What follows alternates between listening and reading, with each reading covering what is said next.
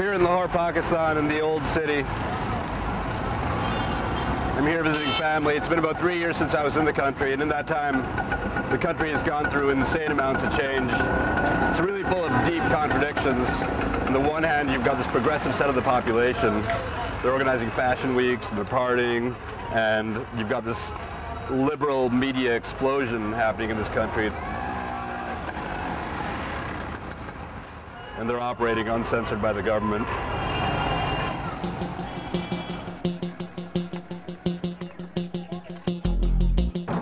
On the other side, you've got the Taliban. They've been infiltrating the entire country, attacking police stations and government buildings in a recent wave of violence. It's now escalated into a full-fledged battle with the Pakistani army fighting the Taliban in the tribal areas near the Afghan border. We traveled to this area 3 years ago when we wanted to visit a massive illegal arms market believed to be a source of weapons for the Taliban. It's been called the most dangerous place in the world and is now basically closed to outsiders and journalists. So I asked my mom to call our buddy. He was the chief secretary of the Northwest Frontier Province of Pakistan. With his help, we got our own private militia, and they made sure we wouldn't get kidnapped or killed. If everybody come to my side, I will definitely kill him. Naim, who's our host, is part of the Afridi tribe. He was born and raised there and now works as a protocol officer for the government. He put it together for us. He got us through, dealt with a huge amount of bureaucracy, and got the militia to cover us as we went through the market. Is this loaded? Yes, this is loaded, but they locked. They locked it. Where's the lock? This is the gateway of Khyber Pass, and from here the Khyber Pass is started. It's the most historic pass in the history of the world. The Aryans came through, the Mongols came through, the British Army came through and got destroyed. Special place. Special place for special peoples. Oh, thanks, buddy.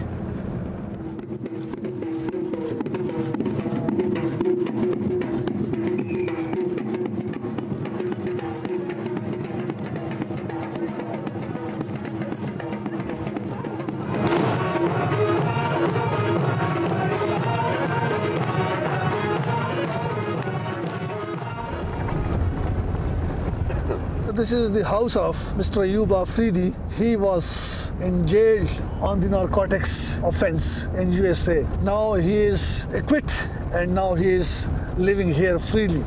He's the founder of the heroin trade. Not the trade, basically the idea. The concept. The concept. Of what? Of heroin. Don't lose my hat, Nate. It's my father's hat. I will try my best. It's a very special Italian I will try hat. my best. Oh God! No! After Khyber, we went into Dara. That's where the arms market is.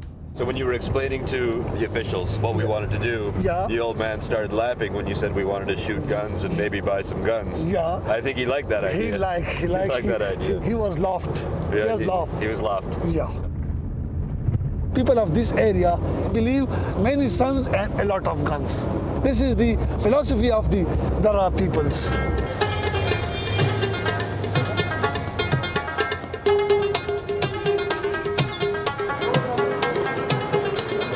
This is definitely the largest illegal arms market in the world.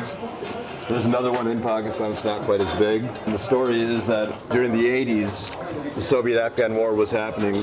All the scrap metal from all the broken down tanks and guns that they would find, they would bring it back over and then replicate firearms.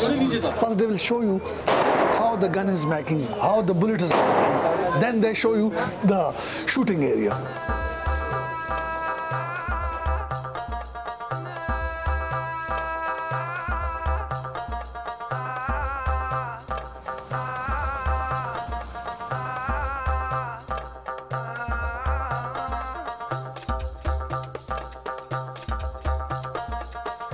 So in the whole town, they make 1,000 guns a day here, and they've been doing that for 70 years. That's a lot of guns.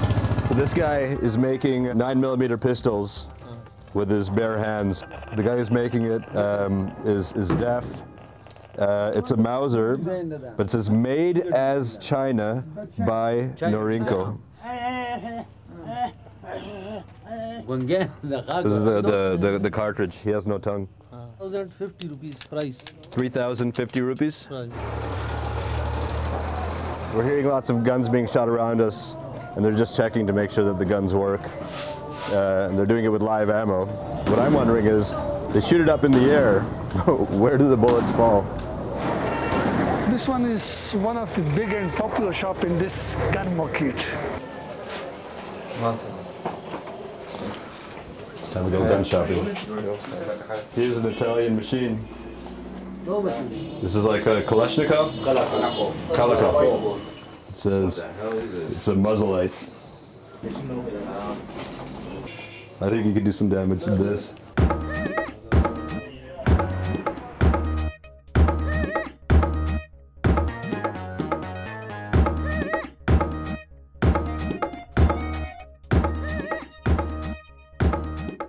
The original Khyber rifle. So in 1857, the British gave the Afghanis 10,000 of these. I don't even know where to cock this thing. Where do you put the bullet in? It's got a musket. A musket, right? You put it in. Nazi gun. German. German. World War II. Nazi gun. Pure evil in my hand.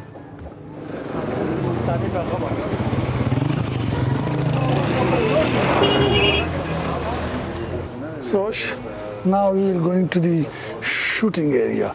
Yes, let's go. Bullet. So, yeah. So we were wondering where they fall, and they don't fall far from us. I'm gonna keep it. Okay, yes, keep it. You gotta be kidding. This is the shooting area? We just had lunch downstairs. Yes. All right, let's do this. I'm shooting the enemies in the hills. I've never done this before. It's a Kalashnikov, and I'm kind of nervous. I see my target. I got him. Yeah.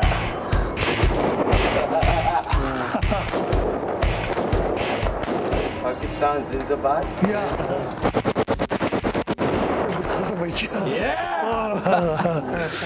America thought that by sending in troops to Afghanistan and the Pakistani army into the tribal areas, they'd be able to squash the Taliban uprising. They were wrong. The people we saw live in caves. They work in insane conditions, they have no tongues, and they make guns with their bare hands. We're done. We succeeded in our mission. We came to Dara and we bought guns. We shot them. We saw how it all happens. If you come here, you got to make sure you look the part, and you got to have a guy like Naim to make it all happen. Shukriya. And one last thing, Pakistan Zindabad.